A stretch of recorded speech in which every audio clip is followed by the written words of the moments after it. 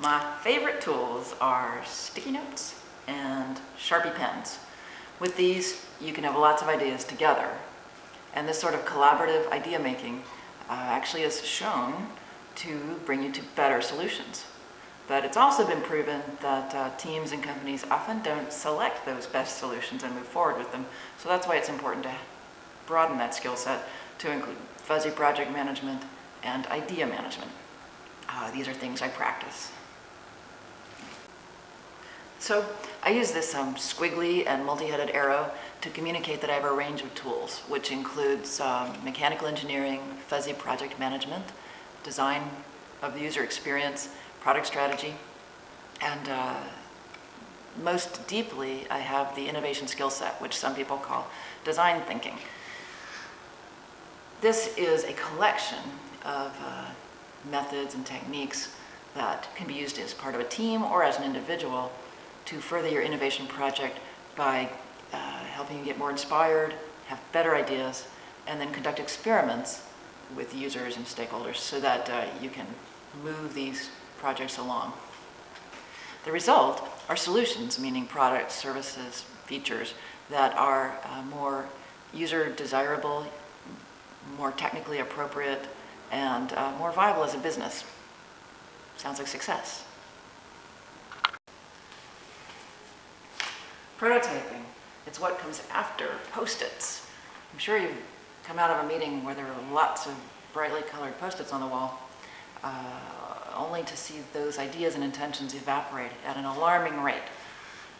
What needs to happen is rough and rapid prototyping. Teams get so much value out of something as simple as this: duct tape, pieces of foam, deconstructed toothbrushes from the grocery store, because it can really communicate a concept and a function and a feel. You can get your feedback earlier, which means a quicker and cheaper advancement towards reality for your design concept. Something like this also gets you buy-in from your team members, perhaps, because they finally see what you're talking about, or even buy-in from somebody with money. Wouldn't that be great? So increase the forward momentum with your team by having them engage in rough and rapid prototyping. I was thinking that the words innovation consultant and innovation skill set and design thinking are a little bit abstract, so I'd like to show you a little bit about what I do, or at least what I've done. I started many years ago in the design profession as a mechanical engineer, product designer, and did medical instruments like this injector pen or this system for growing human skin tissue for healing purposes. Eventually, after many years of that, I was able to help companies set up their product development process so it flows nicely and everybody's chipping in at the right time with the right stuff. I've worked on consumer products. Here's an example from a moisturizer, experience moisturizer for Procter & Gamble. So I've done cleaning things for them as well. And moist toilet paper. Ask me about it sometime. In addition, I've got experience on the user side of things. So getting to know consumers, having them tell you about themselves with journals, running unfocus groups, going in context with them, and then writing about them so that everybody on the team understands who they are, what they care about, and what they might need in the product or service you're working on. Eventually that turns into something like a service blueprint where you're able to map out the customer journey and and create something that the team can look at to continue them on their forward momentum while developing the product, keep them in line and with their eye on the customer.